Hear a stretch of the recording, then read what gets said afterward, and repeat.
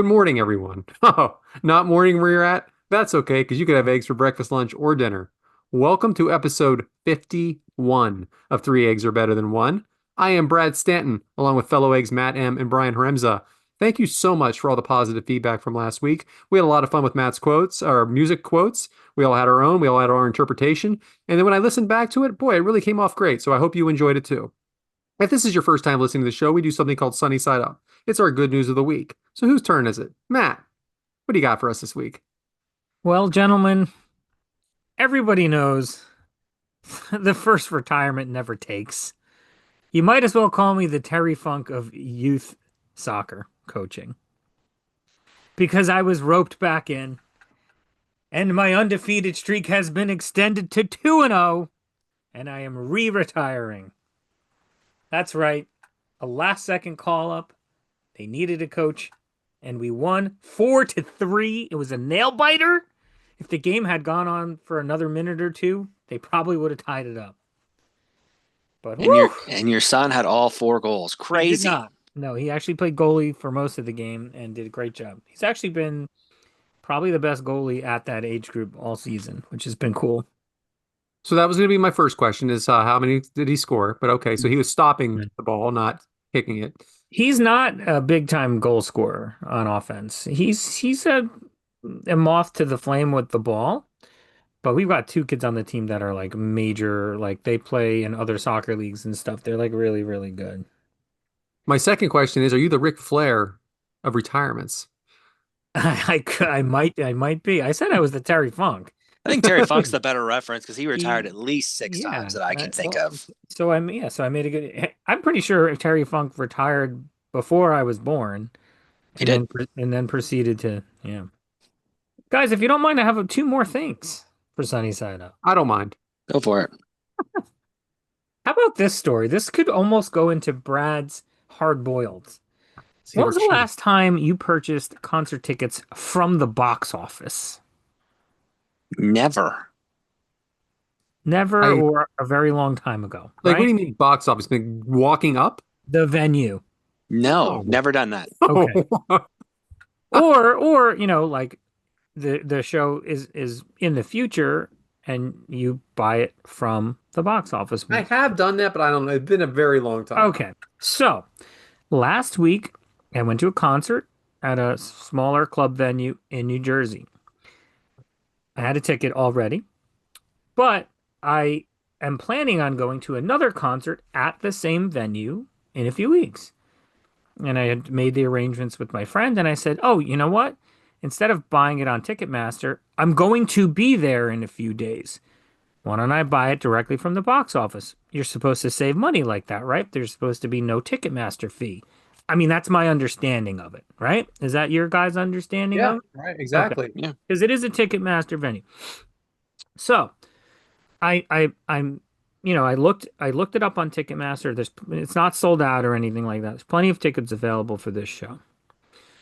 So I get there and right, I walk up to the box office, two for the show on this future date. She punches it into the computer and says, "I'm sorry, it's completely sold out."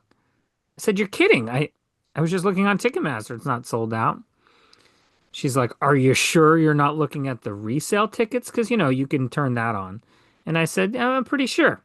So I'm standing there with my phone in my hand, open up the Ticketmaster app, make sure I'm only looking at official, regular style on sale tickets.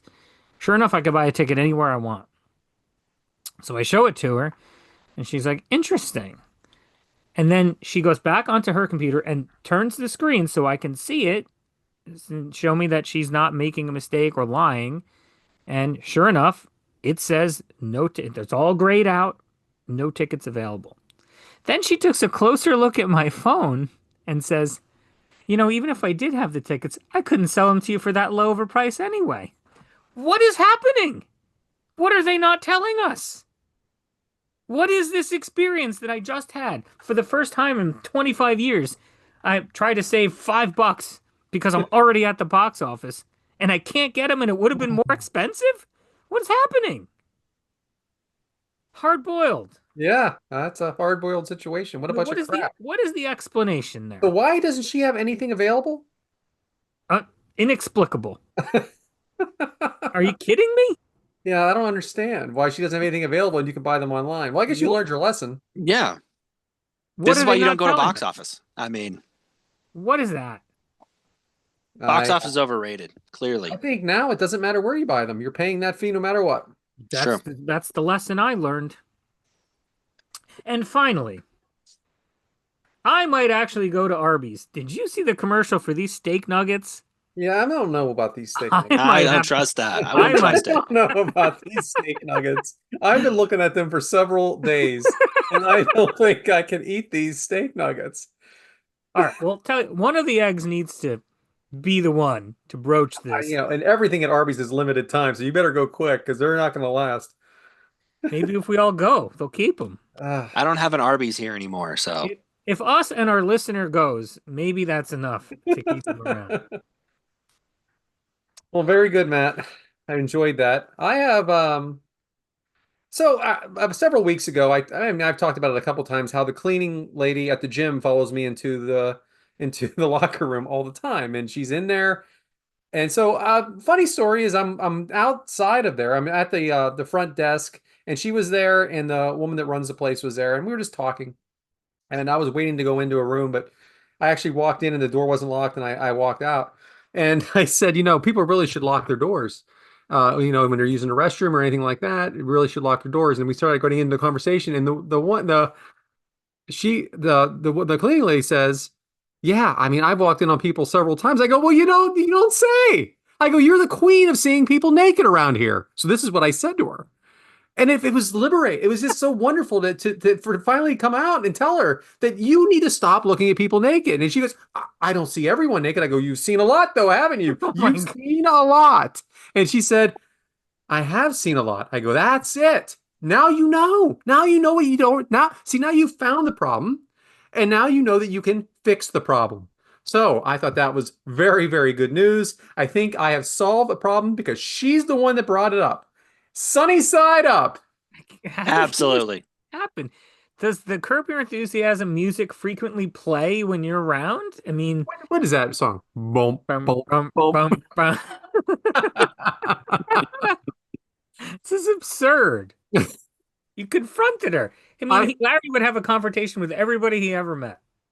he would have had that confrontation immediately, though, or he would have told someone else about it at the front desk, and then she would have got mad about it, and then he would have been Yes. afraid to approach her. But Yeah. anyway, sunny side up. So, Bryant, what do you got? Sunny side up for me as this is dropping on Monday, this coming Friday, the 7th, is the start of wrestling season. I have tickets to the Nebraska season tickets to Nebraska wrestling. They have their first home duel this coming Friday. Wrestling season's beginning. I love going and supporting the team. Love wrestling in general, obviously, as I have frequently mentioned on this podcast once or twice. But it is the start of the home duel season. That most of the season is duels. There are a few tournaments, mostly duels. But the first home meet comes up this Friday, the 7th. So Sunny Side Up is just looking forward to the start of another sport starting and another season. My favorite season, wrestling. And it's not that kind of wrestling guy, folks Not at pro home. wrestling. We're talking Yeah. amateur Pro wrestling wrestling. does not have a season, Yeah. okay? No, It it's is, forever. any wrestler will tell you, or any writer will tell you, that is 52 weeks a year. There is no off season. Yeah, there is none. We So hear yes, that this is all constantly. amateur wrestling, college wrestling. It's fantastic. Love it. How does Penn State look this year? Dominant like always. I mean, they they don't have a down season, it seems like, anymore. They just keep retooling and getting better. It's crazy. You see what kind of kids I've had to grow up with. That's why I'm so tough. Yeah. Are you? No. No. Well, I know you look forward to that. You're going to a couple, you said? Yes, so I have tickets, so I go to as many as I can. They usually have them Fridays and Sundays for most duels, but this is the first one of the year, so got to go for the opening night. So Sounds good. yeah, Sounds good. I know Matt has nothing on this. of course. I was going to ask if you've been watching the Real American Freestyle, the new pro organization. I have seen it. Yes, I And have seen it. I think it's a different take. It's kind of a making it more entertainment style than it is the sports side. But it's the matches are great, hotly contested matches in a lot of these, but they're trying to make it more flashy, which is something that Yeah. amateur wrestling doesn't have. So it's a different take on it for sure. I mean, is it successful? Are they selling tickets? Are they selling Yeah, they're smart in the sense that streaming? they're sticking to smaller venues, so they're not going for like big arenas. They're going for smaller venues where they know they can get the crowds. They just had their second event at Penn State. Yep. Had it on campus there, so you had the great crowd with the Penn State community, and there's a lot of wrestling fans out there. So this is kind of them trying to capture that audience that really hasn't had anything for it in a long time. They basically wait for the Olympics, and that's it. So Yeah. All right then. So hard boiled time, and I have two things. One maybe somewhat funny, one not so funny. But I've been looking at myself in this show, for a number of weeks now, and my beard is very, very gray. And it's something I don't notice too much except when I'm watching myself back on this show. So I decided that I'm going to put a stop to that. And I went and purchased the Just for Men beard. I did blonde because if you don't know, my eyebrows are very blonde. And I just was going to try to match it. So yesterday, I do it. I put it on and I follow the directions exactly. And I'm supposed to wait 5 minutes. I waited about 5, 6 minutes. And then you're supposed to shower, not with soap, but with like a shampoo or something like that. I come out and you know what it was like? It was like Back to the Future 2 when Doc says, "Hey Marty, I know you wouldn't, you didn't recognize me. So I had all this work done, so I'm in disguise." And he pulls his mask off, and it's still Doc, exactly the same. Because that's what happened here. Nothing changed. Okay, I went in for the dip, and it's the same color. What is going on? Why didn't it work? too You got light of a nothing, blonde, huh? not enough blonde. I don't I know. mean, I mean, there's a little subtlety in my mustache, but this looks completely white again. What What is happening? did you get like I don't know if you said this. Did you get like the right brand, like a real brand or like a Just for store brand? Men, Just the for real men? brand. I You paid would, $15. you would think that's the industry leader. I think it is. Yeah, for men. Yeah, I would think so. Yeah, I'm gonna try again in about a week. I'm just not sure what I did. I must have done something wrong, but I sure as hell followed the directions exactly. Hard boiled on that. Why Hard would boiled you on that try 'cause I was again taking a then? risk. I thought I was gonna come out looking like Scott Steiner. No, I didn't look like Scott Steiner, Big Papa Pump. I looked like me. I looked exactly like me. All right. So this is a little tough for me to get through, so bear with me. I mean, not really, but so there was the Giants played the Eagles on Sunday, and Cam Scatabo, who is the running back for the New York Giants, got hurt in the I don't know if it was the second quarter, maybe. Kind of turned his ankle around, and a lot of noise online how disrespectful that the Philadelphia Eagles fans were about this. Now, I want to go out on record and say this: Philadelphia Eagles fans are rude. We are passionate, and we could be a little like we have a reputation for liking the bad guy, being a little over the top. But I'm going to tell you this right now. There is no, I mean, there's bad seeds everywhere in this country. But the majority, and I'm going to say even more than majority, nobody wants to see a young guy hurt, especially someone that is passionate, enthusiastic, that brings an energy to your team. A 23-year-old guy, we don't want to see him hurt. We want to beat him. We want him to lose to us. We want to shut him down. But there is no way we want to see him hurt. For me personally, he reminds me a lot of Jason Kelsey. And the reason I say this is because right before he got hurt, they showed him at a Knicks game with his hands in the air cheering. Like, this is excitement. This is something you want. The future is very bright for the Giants because of guys like him, because of guys like Jackson Dart that want to win, that are excited to be in the NFL. And as much as people think the Philadelphia Eagles fans or Philadelphia in general are a bunch of assholes, that may be true to a point, but we do not want to see people hurt. We don't want to see people's career end. And we all hope for the best for this guy. So think what you want. We may be assholes, but we're not evil. See, I thought that the general response was that the Philly fans did respond very positively with empathy, and they weren't assholes, and that's what was newsworthy, is that they Well, that's what weren't came out assholes. later. That's what came out later because Cam said that. Yeah. He said that. But at first, I mean, I'm reading these comments, and of course, it's poison. It's a poison land in Twitter or X about how I'm like, what are you saying? They were quiet.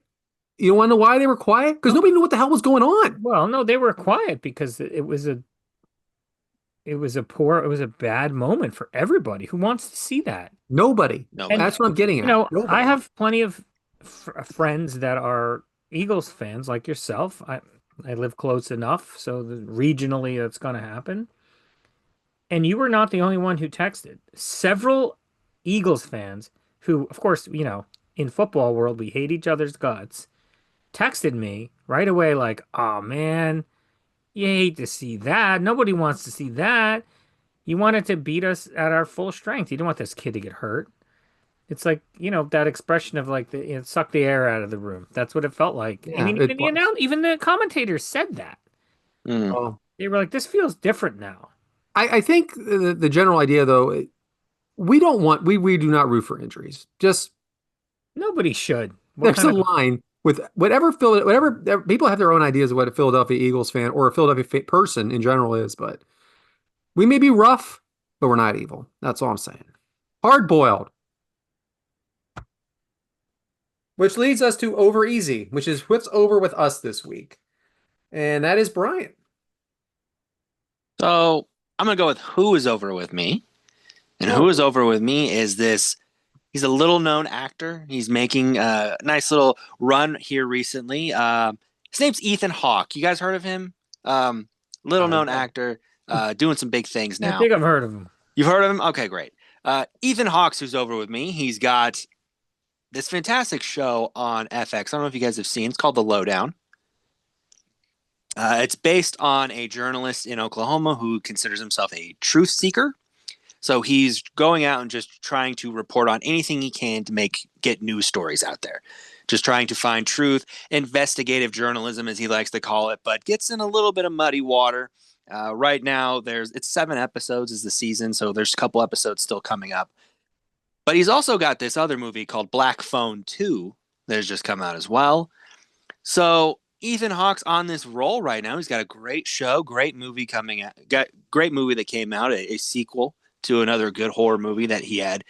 And to me, I never viewed Ethan Hawke as a horror movie guy. If I'm honest with you, I didn't view him as a guy who could be that horror movie villain. So that's why I think the Black Phone 2 kind of paints him in this new light and a new role that something I never saw from him before. So between the movie, The Lowdown, Ethan Hawke's who's over with me right now. Yeah, EH is killing it, man. Yeah. He's doing great things. Doing great things. So I'm glad you guys have heard of him too. I feel like he's a little known actor, so appreciate Are you being guys know him, serious? too. How could we not have heard of him? I'm trying to be funny here. Come on. Come on. I'm trying to be funny here. Okay. So I Have you guys seen The Lowdown or Black Phone 2? Obviously. I have not. I knew Lowdown existed, but did not watch it. Mhm.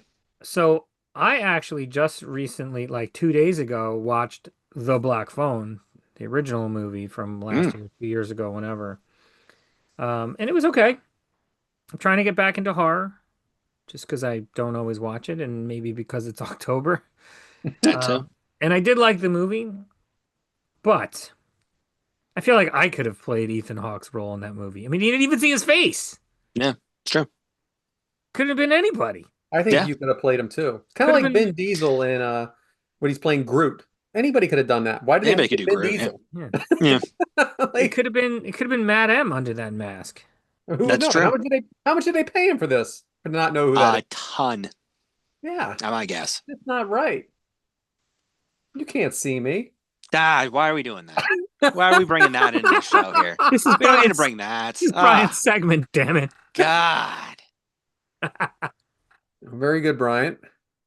So who's over with me this week? It's not who, it's the team of the Philadelphia 76ers, 4-0.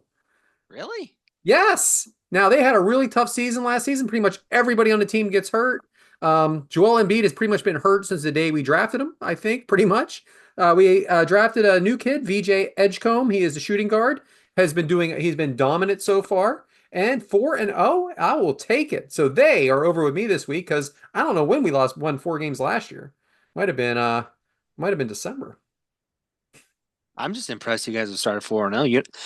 It's been an interesting start to the season, if I can say that, It with has been. the teams that are winning. Because even the Bulls are undefeated; they've been terrible for the last several years. The Spurs haven't been winning; they're undefeated right now as well. Crazy start to the season so far. Yeah. Are you a basketball fan? Seems like you guys are. Yeah, Bryant, you are? I do. I watch basketball. Yeah, Who plays out there? Nuggets. yeah. Denver. Oh yeah, Denver. You gotta watch Denver. Jokic. I mean, that dude just runs the league at this point. I Yeah. mean, they won like 2 years ago. Yeah, I keep forgetting that you're involved with Denver.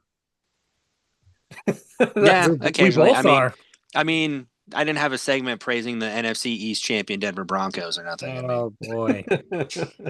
So you got one more Uh, game, right? You got to play the Commanders. Commanders, We'll see Commanders, if you were the true Commanders. champion of the NFC East, huh? Yes. Yep. yeah.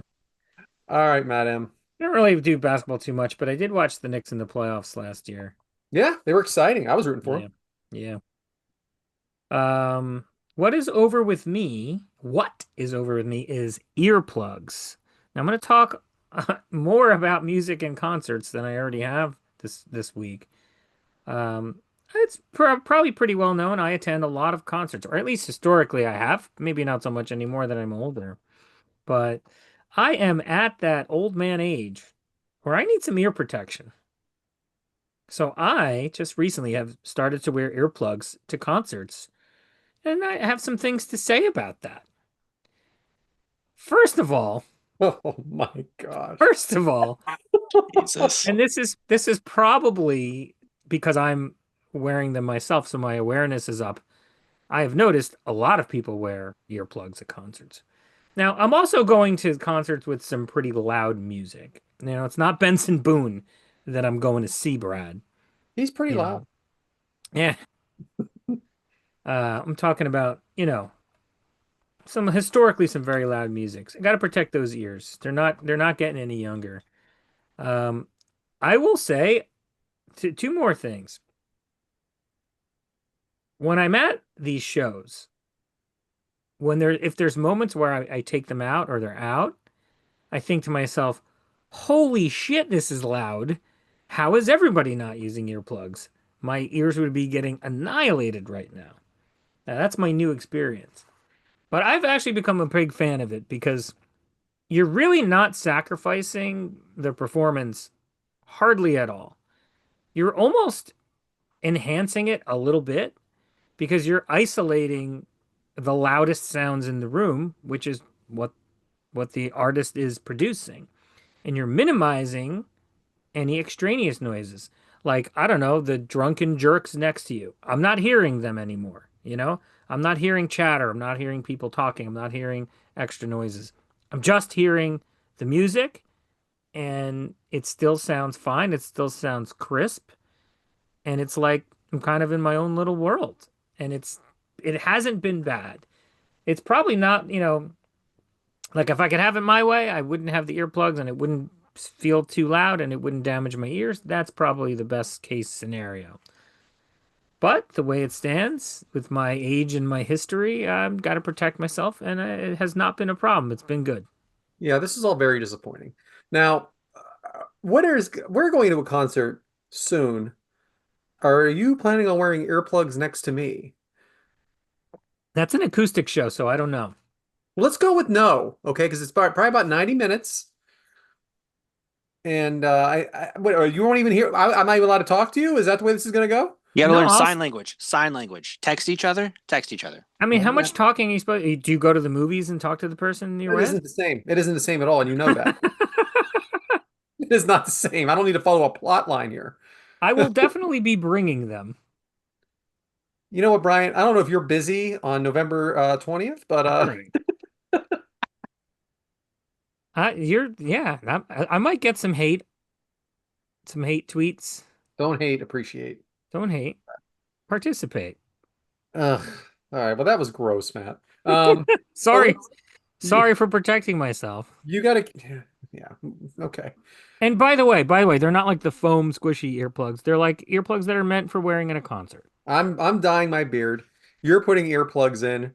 Brian having trouble using the toilet. I mean, this is the way things are going now. True. True. So now, alert, alert, alert. There has been a change in the outline. Now, I know you at home don't know this, but the reason Matt M just went was because he wasn't supposed to be next, but he is next because there was a change in the outline. No. No. No.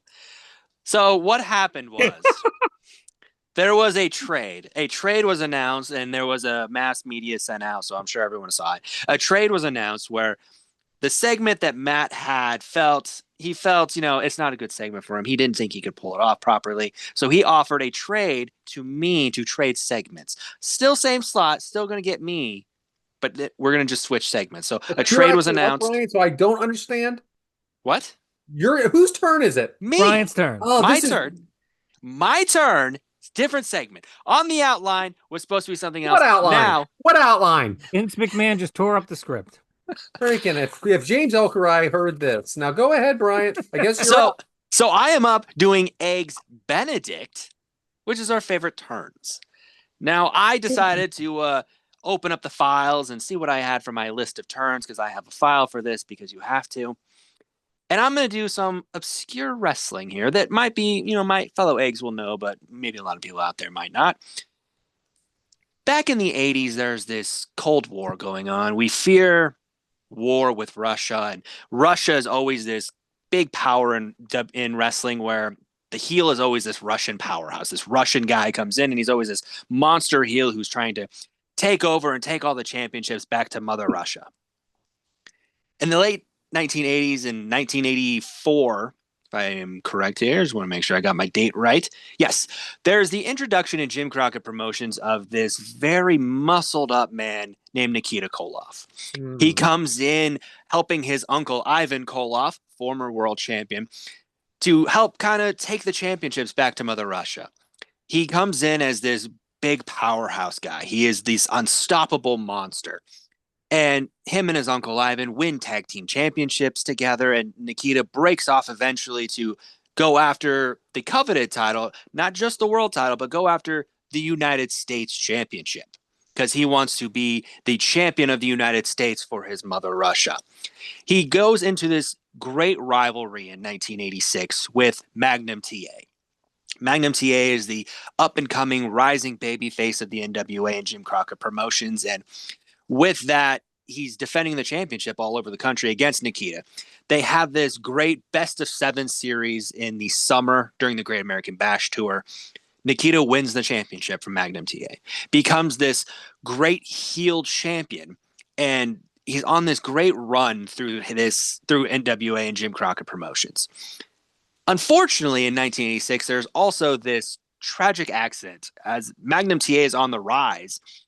There's an accident in October where he wrecks his car, breaks his neck, breaks his back. His wrestling career is over. What happens is that makes this void in what in pro wrestling terms called the babyface side, where they need somebody. At the time, the booker, Dusty Rhodes, decides that he sees the tide changing. Gorbachev is in charge in Russia now. There's a different feeling in Russia. And now Dusty goes, this is the moment. So there's a night in Charlotte in October of that year where it's Dusty Rhodes, and he was supposed to team with Magnum TA. Well, Magnum TA is gone now. He needs a partner. Who could it be?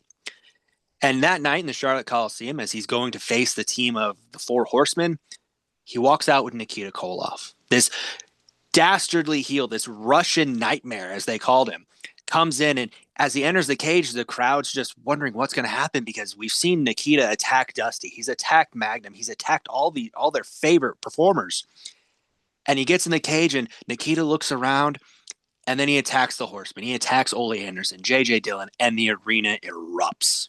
It's pandemonium. It's crazy because nobody expected to see this Russian nightmare, this heel that had been built up for these last 3 years to come in and be the one to save Dusty Rhodes, to save the NWA now. And he talks of how Magnum, because of the wars with Magnum, it earned his respect and made him believe that he could trust Americans. And the story was just so poetically done that you have your top heel all of a sudden become one of your top baby faces. It's the classic turn. It just the way it was done was perfect in the right area in Charlotte. To me, it's one of the perfect turns in wrestling history. Yeah, a very good one. It's a very good one because of the circumstances, and it probably wouldn't. I don't know how long it would have been for him to turn if Right. the situation wouldn't have happened.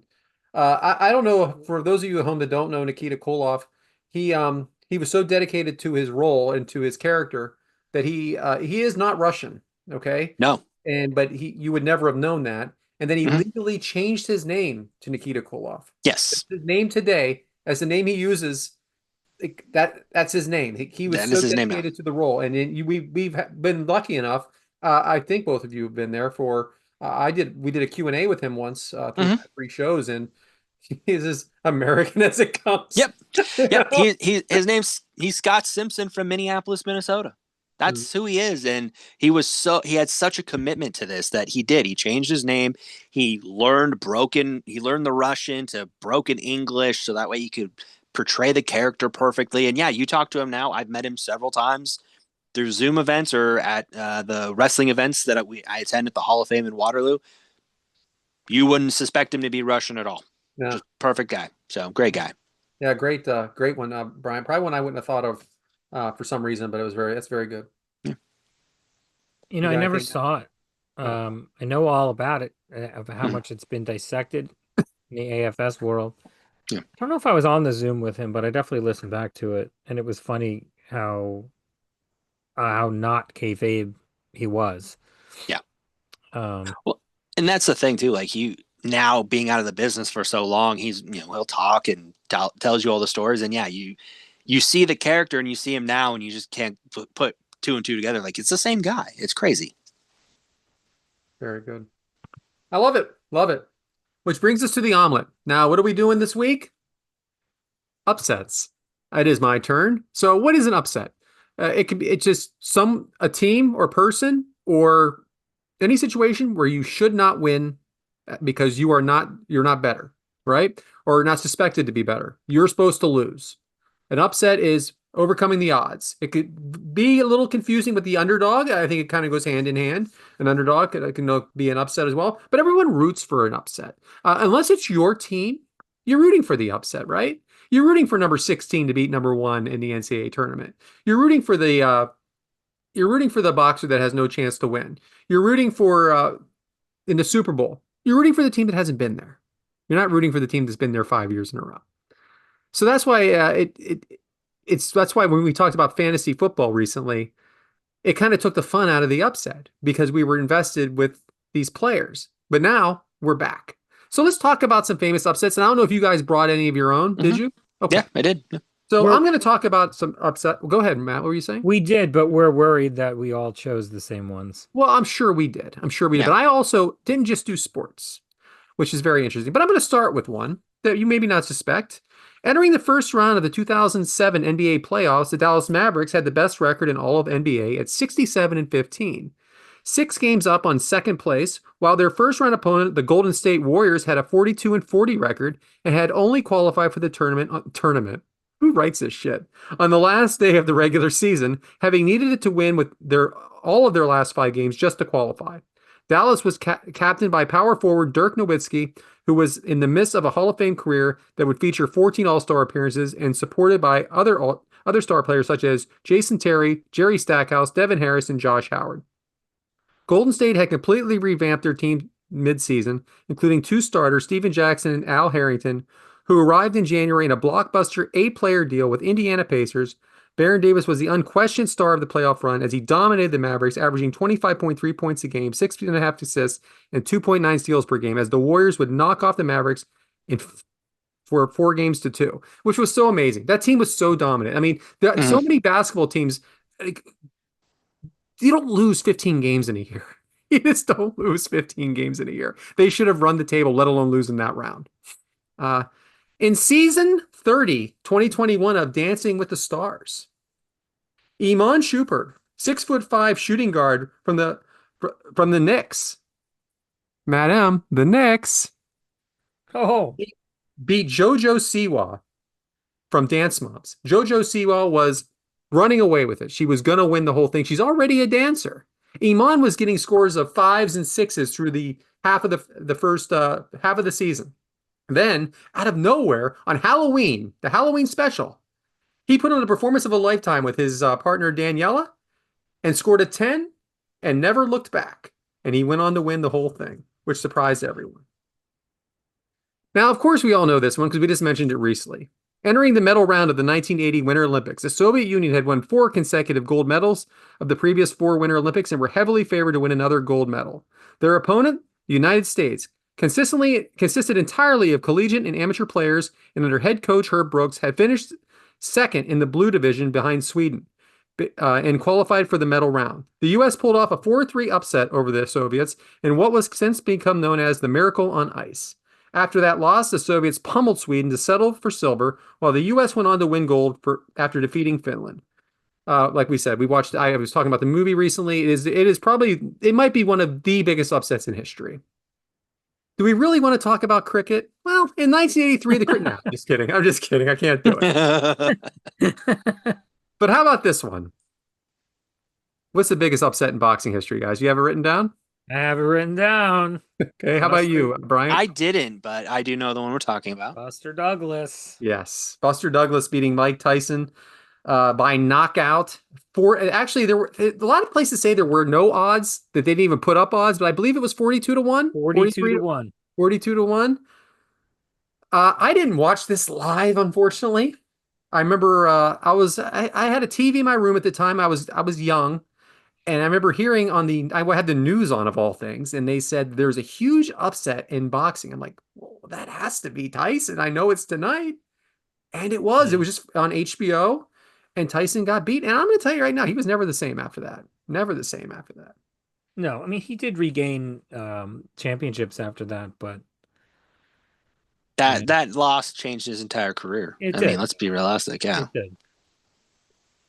In 1985, the NCAA Division I basketball tournament, the Georgetown Hoyas had won the previous national championship and looked poised to win their second straight as they entered in the 1985 national championship as the defending champion and the number 1 seed, as well as the number 1 seed in the East region, posting a 35-2 record, including a Big East tournament title. Their opponent and Big East rival, the number 8 Villanova Wildcats, entered the national championship with a 24-10 record.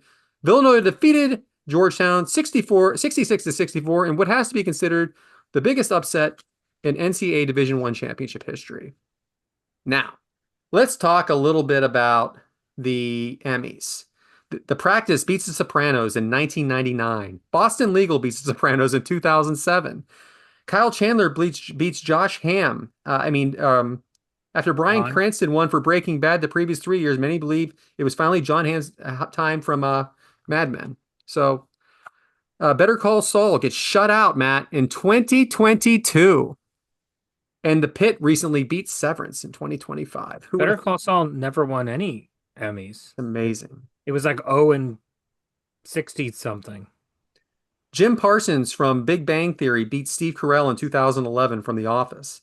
Modern Family defeats Louie, Veep, and Schitt's Creek makes history in 2020 by winning 7 all major categories. So, some of the biggest upsets in Academy Award history include Moonlight winning Best Picture over La La Land, Crash winning over favored Brokeback Mountain, Shakespeare in Love beating Saving Private Ryan, and always a controversial Marissa Tomei winning Best Supporting Actress for My Cousin Vinny.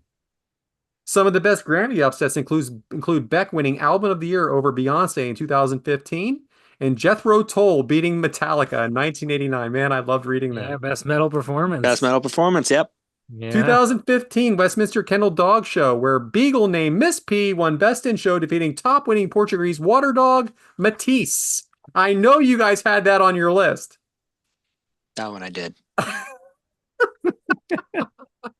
Nigeria versus Brazil in soccer, 1996 Summer Olympics, defeating them. Japan versus in the women's softball in 2008. But of course, there's always the New York Jets versus the Baltimore Colts in Super Bowl III, an 18-point favorite. But how about in wrestling? The 1-2-3 Kid, Sean Wall, beating Razor Ramon May 17th, 1993 of Raw, which just sent his career and one of the greatest storylines and one of the greatest builds to building a character in history. Definitely. And who can forget Jinder Mahal beating Randy Orton in May of 2017 at Backlash? What were they even thinking? This jobber beating freaking Randy Orton? But let's talk politics. 1948, Harry S. Truman over Thomas Dewey. 2016, Donald Trump over Hillary Clinton. And again in 2024, Donald Trump over Kamala Harris.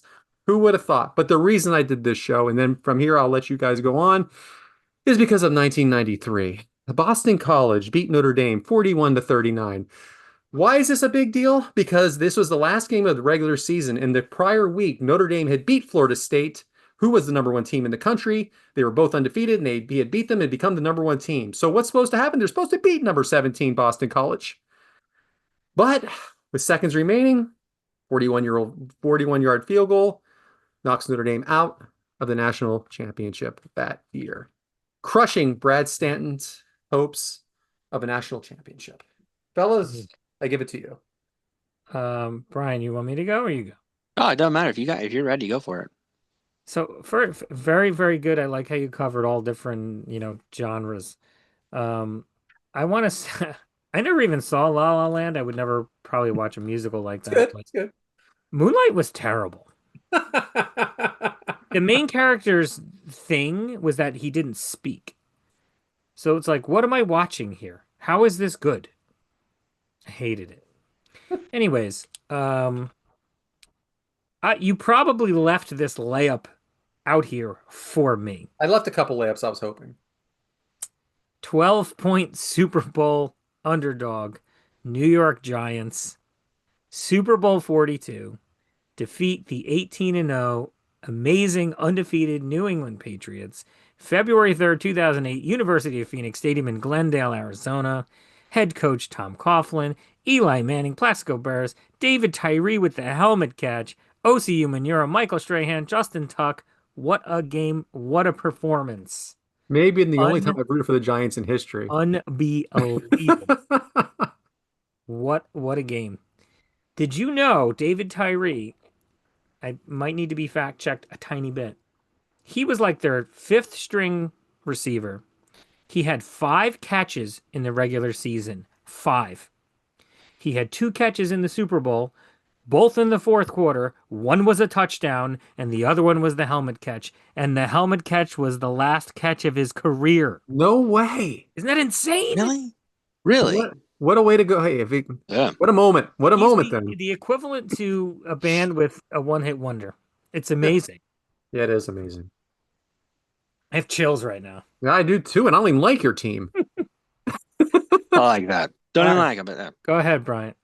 Thank you for leaving that for me. Welcome. yeah. Well, I'm gonna pick one for Brad that I picked because it involves Notre Dame. This is from back in 1957. The Oklahoma Sooners are riding the nation's longest winning streak, 47 games, unheard of in college football at the time, better than all the previous Notre Dame teams and any other dynasties that have been going on. And in this game, Oklahoma's playing Notre Dame, who's coming in, riding a 2-game losing streak, not really succeeding well.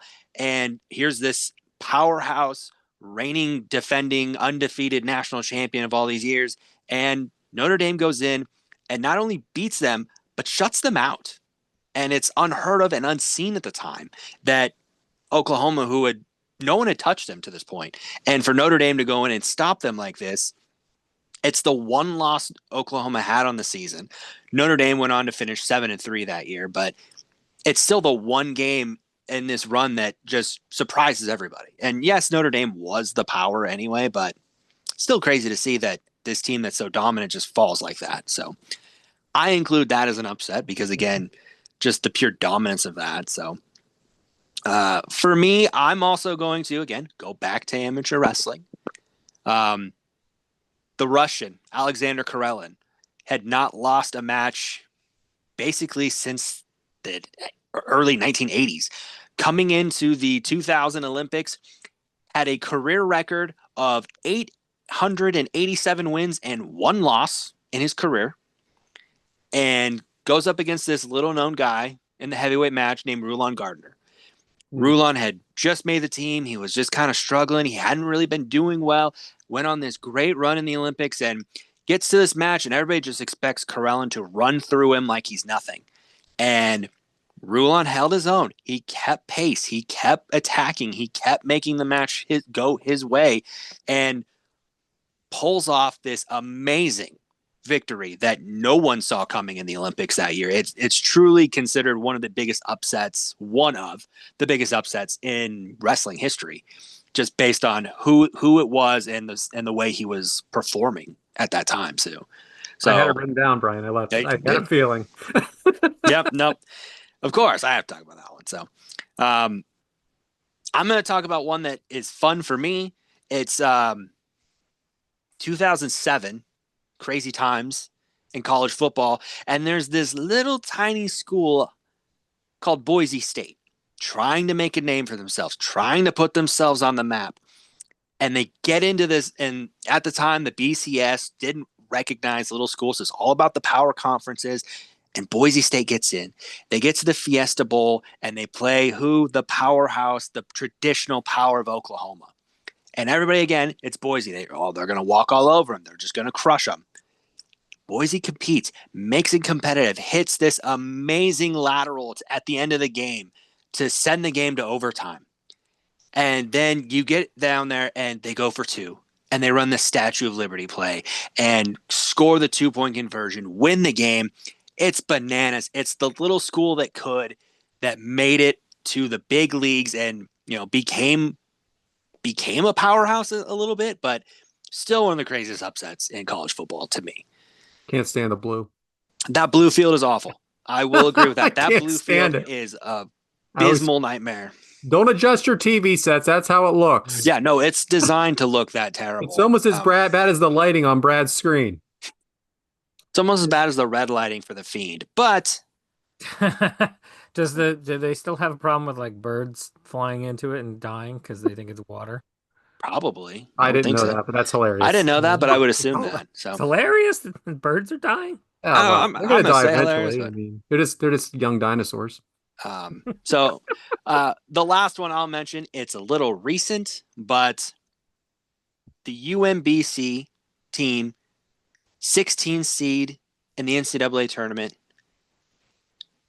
Going into this game, 16 seeds were 0-135. No 16 seed had ever won a game in the NCAA tournament. They play Virginia, the number 1 overall seed in the entire tournament. And they just took control of the game, took the tempo away from Virginia, and blew them out. I mean, blew them out. Wasn't even competitive.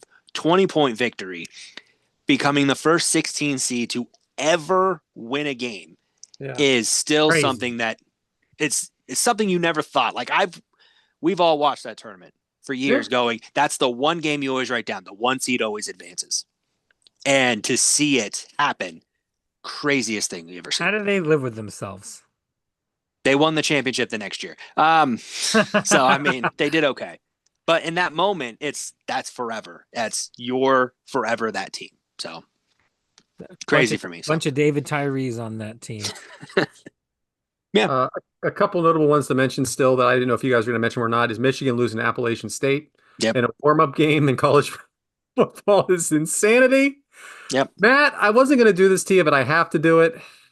The Boston Red Sox being down 3-0 to the New York Yankees in 2004 and going to the bottom of the 9th to come back to beat them that day and to win the series is one of the craziest upsets in It is. history. I think they were down to their last strike. There's a movie about it. I mean, it's like there was a movie being made at the time about it, Fever Pitch. Well, yes and no. At the time, the Yankees were so dominant. You were winning every year at that time. And the Red Sox hadn't won since, 1912? Is that what it was? 1918. 1912 was, I think, the Cubs, right?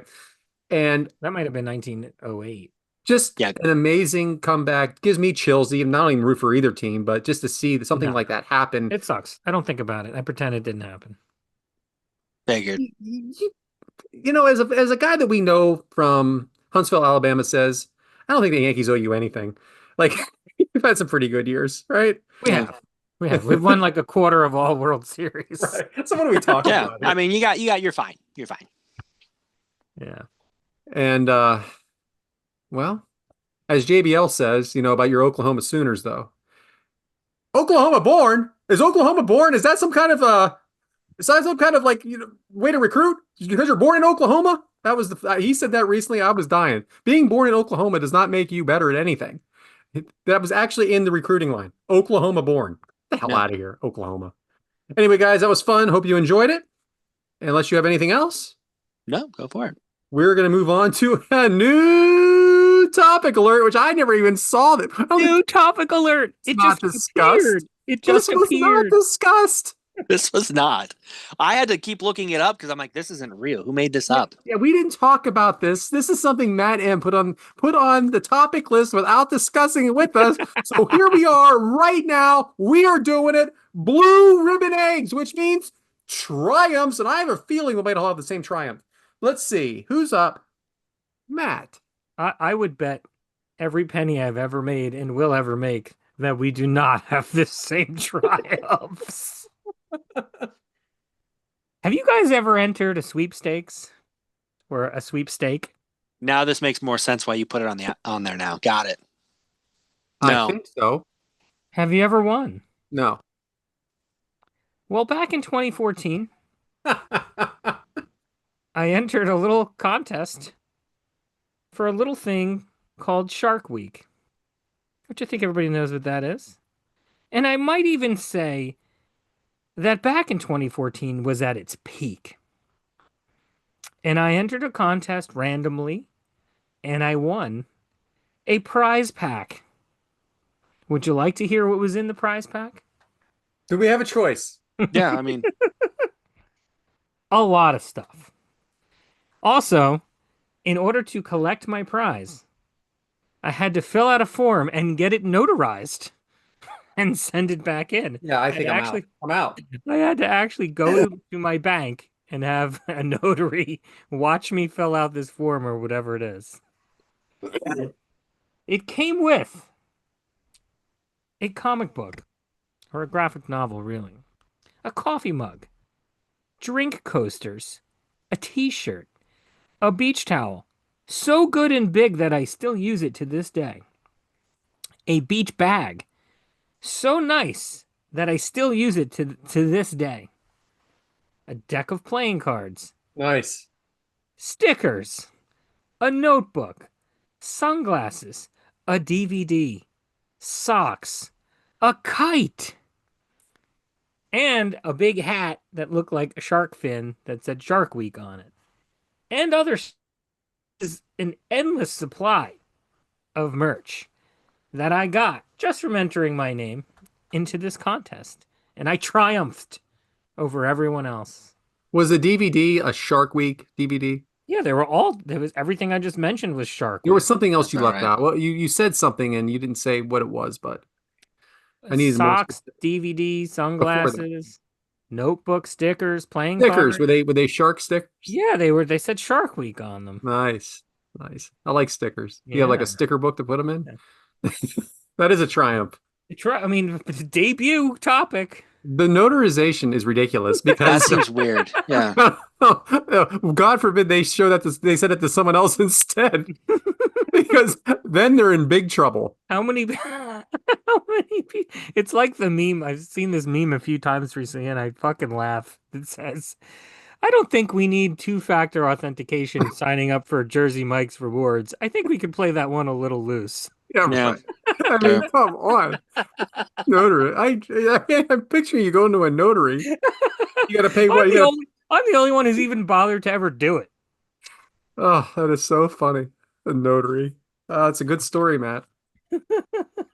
So my triumph is really simple, and it's not just my triumph, it's our triumph. This is episode 51. Next week is episode 52, which would make 1 year of episodes for 3 eggs are better than one. I don't know how many of you out there know this, but most podcasts do not go past the 5th episode. I would say something like I've read somewhere in the 90 percentile, they don't make it past 5 episodes. Why?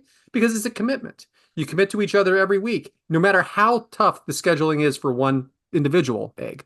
Uh, we also, there's a lot that goes into this. We prepare for the show. We have to come up with our topics.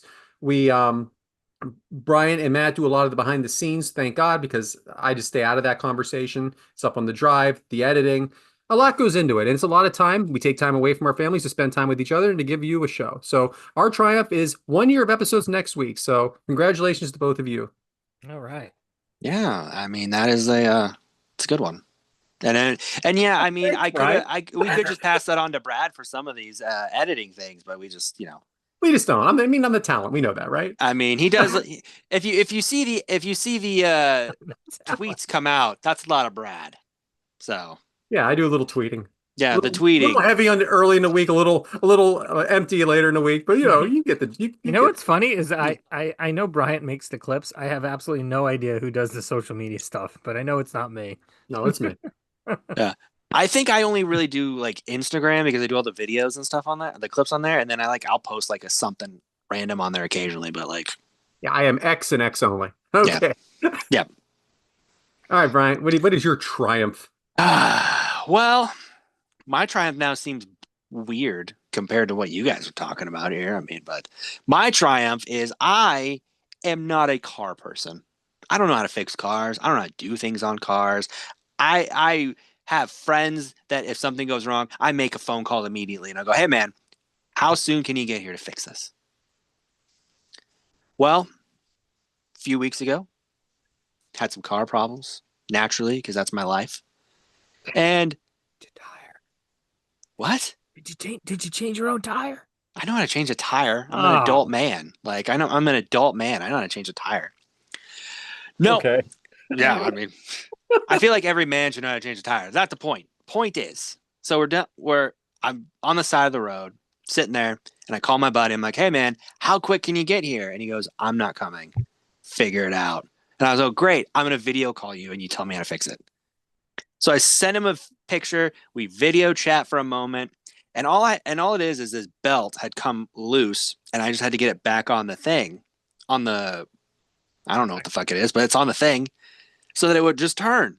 It's a stupid, stupid, simple thing, and it's not. It's stupid simple to him. It's difficult to me because I don't know cars and shit, and I don't know. You got to move this piece to take this piece out to put this on here, and I did it, got it back together, start the car, belt starts running. I've never felt more proud of myself in a moment that I felt like I could fix any vehicle I've ever seen sitting anywhere. I just want to drive up and go, "You having car problems? I got it." I can't, but in my mind and in that moment, I freaking had it, man. I was a car guru. I could fix anything. And that to me was the biggest triumph of my life at this point. I think you get a blue ribbon for that. Thank Yeah. you. I mean, Oh, you are an adult man. thank you. Yes. Is he? Yes. No, I'm not. No, I'm not. But I He's the least adulty out of the three of us. this is very true. That's an honor. Yeah, it is. So, but yeah, triumph for me. Well done. Yes. Well done, Brian. I'm proud of you. Thank you. How did we do with the unannounced topic, Brad? I think we did okay. So now I got to confuse myself again with this outline. All right, so now we have Easter eggs with Matt. Yeah. There it is. I love how This hard is that was for exhausting. you. I love how hard that was for you. So, guys, I don't know if you know this, but I have never done Easter eggs before. On purpose. Yeah. God given That's it why I to you said- on purpose. Can't wait. Can't wait for this. You have no idea.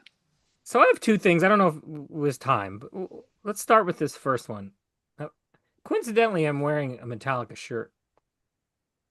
There's something in Metallica folklore known as the pancakes story. I don't know if you guys know this. No. So, we do know that Metallica's original bass player, Cliff Burton, unfortunately passed away in 1986 when their tour bus crashed. Prior to that occurring, Cliff was having breakfast with from a band that was, I think, playing with them at the time, Anthrax, Scotty Ian. You might recognize this guy if you saw him. He's got a really long, I don't know what he looks like nowadays. But he had like a goatee with like a really long, like single braid. So he stood out. So Cliff and Scotty Ian are having breakfast together. And one of their most well-known songs from 1986, Master of Puppets. There's a line in there where the singer James yells something. And it's not really part of like the traditional lyrical part of the song. It's like in between two sections, he yells something. And Scotty Ian from Anthrax didn't know what he was saying there. So he asks Cliff, what is James saying in this part of the song? And they're at this diner having breakfast, and there's a breakfast menu in front of them. And Cliff says, pancakes. He's saying pancakes. Now, in reality, James is yelling, fix me. But he tells him pancakes. So this evolved, and this is the 80s.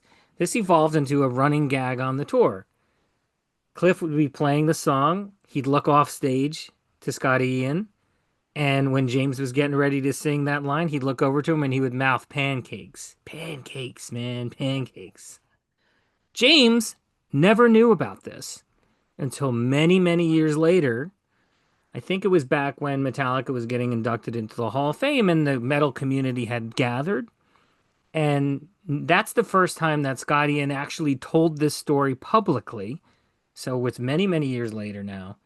And what happens is James Hetfield, their singer, finally gets wind of this story that he had never heard before. And what do you think happens next?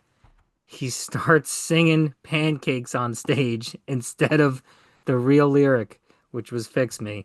And the first time I heard it, I heard the story, thought it was a great story, and then I happened to be listening to a more recent live performance, and he yelled pancakes, and I said, holy shit.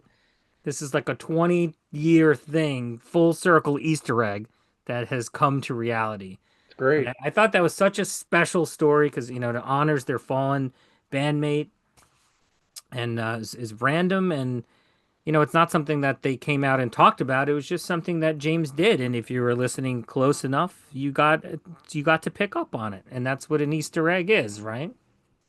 Fantastic. Isn't that a good story? It's a great story. That's a great story. Yeah. It's a very good story. Yeah, I don't know if he still does it. He's done it plenty. I don't know if he does it every time or mixes it in every now and then. I'm not sure, but I love that that exists. All Now, right. we can finish there. Well, I'm waiting for you to do something, and that's why this awkward pause is happening. Yeah. I thought you said there were two. You That's why I'm said there were confused. two if there was time. He's waiting for me to see if it's okay or not, and that is not for me to decide. So, if somebody is listening to their podcast and they have these shortened silences turned on, then there is no awkward pause. Just jump right into the next thing, baby. Okay, I we're didn't not know all that was a that, we're thing. not all that. That's a thing? All right. Since I've never done Easter eggs before, I'm going to proceed. Now, talking about music again, I hope that you and all of our listeners are familiar with what could be, I don't know, the first Easter egg or the most well-known Easter egg in music history, which is you can sync up Pink Floyd's Dark Side of the Moon with The Wizard of Oz, right?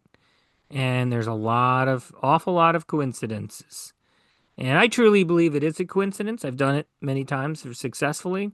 Some pretty amazing moments, right? Certain song starts when the movie goes from black and white to color, money with the cash registers and everything. There's a handful of moments that really align. Have you guys ever done this? Of course, you know No, and what I'm talking. I know No. about it, but I can't believe you've done it many times. Oh, How many many times are times. we talking? Many times. What? I mean, What do you have nothing to Why? do? What are you doing? this is Why? I'm talking about like when I was like a college kid, man. I felt like you did this 2 weeks ago. Yeah. No, no. So you were. So, Oh, I see what was going on. a long time ago. There it is. Now it makes sense. Now it Yeah, makes I want to sense. play. I want to play. Okay, so back and for the record, Wizard of Oz came out in 1939. Dark Side of the Moon came out in 1973. Yeah. Now, fast forward to the early 2000s. I'm in college and I'm in a music class, and the class is having a discussion with the professor about this. It's worthy of talking about in a music class. And as we're wrapping things up, one of the other students who I don't know says something along the lines of, Yeah, and it works with that Tool album too. And I had never heard that. So class ended, and again, I didn't know this kid, and he sort of disappeared. I chased him down, and I said, "Hey, what did you say about that Tool album?" And he's like, "Yeah, this album's called Anima. It came out in 1996. It has a bunch of their hit songs on it. I mean, it's a masterpiece of an album. Most Tool fans think all of their albums are masterpieces. I would be one of them." And he said, "Yeah, you can line up Anima with The Wizard of Oz, and you get the same effect." And my gut reaction is like, bullshit. I mean, you can find stuff in places, where it's not really there if you really want to, right? Or if you're using, performance enhancers. Hmm. But I had all the time in the world at this point in my life, and we decided to give it a shot, me and my friends. I don't know how we did it, but the very first time we lined it up, and you're supposed to like count the lion roars and the MGM logo in the beginning of the movie. The very first time we tried to line it up, we lined it up perfectly. And my fucking mind was blown. Because while I think that the Pink Floyd thing was just a coincidence, it became increasingly evident as the Tool album progresses that it was definitely done on purpose. There are too many moments where it's like, this is not a coincidence. There's even, Tool is known for like, every fifth track is like not a song. It's like a musical interlude and noises. And if you recall, there's a scene after they get to the Emerald City. Also, the Tool album is a lot longer than Dark Side of the Moon, so it goes deeper into the movie. When they get to the Emerald City, they're getting like pampered. You remember that scene? Like the Tin Man is, they're using like a roller on his back, like he's getting a massage, but he's a Tin Man. That whole scene coincides with this track that's like sound effects, and there's sound effects for what these characters are experiencing. It blew my mind. Now, what's really amazing to me is if you try to look this up on the internet, there is almost zero information about this to the point of I have to convince myself that I really did experience this 20 plus years ago, and it Are really you was. sure? I I I am sure that we did it, and we were all blown away and impressed by it. I swear. I mean, it. If you look it up, there might be one mention of it on like, one whatever came before Reddit 20 years ago, some forum where somebody posted about it. And it's like I can't go convince the world now. I mean, no one's gonna listen. And you What? hear other things, there what people are willing to say whatever.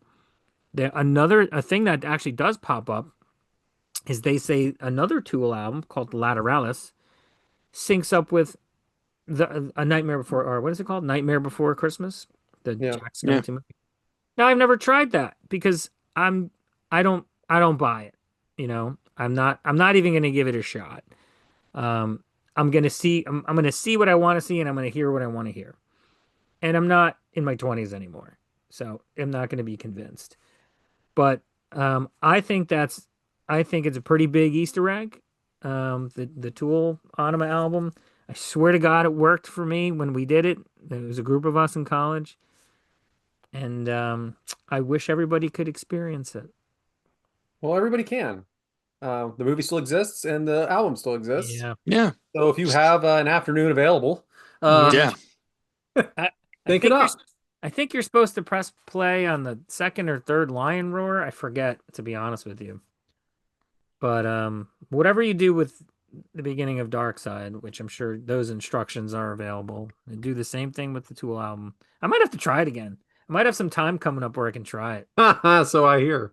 it. It's funny. I think you saw the Easter egg on the outline, and all of a sudden, oh, I don't know anything about heel turns because you wanted to do this, and I understand. No, no, This was the motive. no. Yeah, Bryant was the one. absolute motive. No, wrong. Bryant was the one who suggested swapping topics, not me. You said you I, couldn't do. right. Couldn't Yeah, go because you hard. immediately came out with, I don't think I could do an eggs Yeah, Benedict. oh, yeah, I can switch. Easter eggs is good. That's no, you're getting it wrong. All I said was I couldn't do Eggs Benedict. I didn't pick another. Most of the time I actually don't look at the topics that my name isn't next to because I want to be surprised. I look at all of them because I wrote them. Yeah, we know that. But anyway, All We're right, way well, over time, guys. What are we we are doing? way over time because you spent all this time on Easter eggs because you've been playing this for months. Who knows when I'm going to ever Months. get it again? I'm never going to get it assigned again. Hit us with the socials. I'm going to have to beg, borrow, and steal to get it again. Oh, boy. Do I have that ready? Folks, thanks for being with us. We are Three Eggs Are Better Than One. We're cooking up every Monday morning at 6:30 a.m. Eastern on Apple Podcasts, Spotify, and everywhere else you get your podcasts. Find us on YouTube at Three Eggs Are Better Than One. The number 3, the letter R, the number 1. Follow us on X, Blue Sky, Instagram, and TikTok at Three Eggs Are Better. The number 3, the letter R, and our individual accounts at YesManBrad, at B Haramza, and I am at Purple Shirt Guy without the I. How about some 5-star reviews on Apple Podcasts? And you know what? We're very thankful. We have friends that listen to our show. You know what they love to do? They like to text us stuff about the show. And you know what? That's great. That's wonderful. But how about you throw it on YouTube for the world to see so we can all interact together? That sounds nice. Brian, double whammy here. Go. So this last weekend, I was doing some cleaning and going through some books. I know Matt's not familiar with a lot of books, but I was going through some books and I was like, man, why do I have this book? And I was like, man, you know what? This was a crazy time. This book's crazy. And now I'm just like, I can't believe I bought a book on it. And now we got to talk about it here on the show. And I hope my fellow eggs bring it because next week we're going to talk Chuck Norris and Chuck Norris jokes and facts and why he suddenly became a rebirthed cultural phenomenon. What caused this? And what makes these jokes fun? Let's be honest, they're fun. Love Boy, I this. didn't see this coming at all. At No. all. No. That's what I'm here for, throwing a curveball. So Take us home. we thank you guys for joining us this week. We've had a lot of fun talking about some upsets, talking about, some crazy music Easter eggs here. We've done a lot of fun. We've even talked about some triumphs. Hopefully you've got some as well. We'll see you guys next week. The egg timer's been set. We'll see you then. I'm an adult male.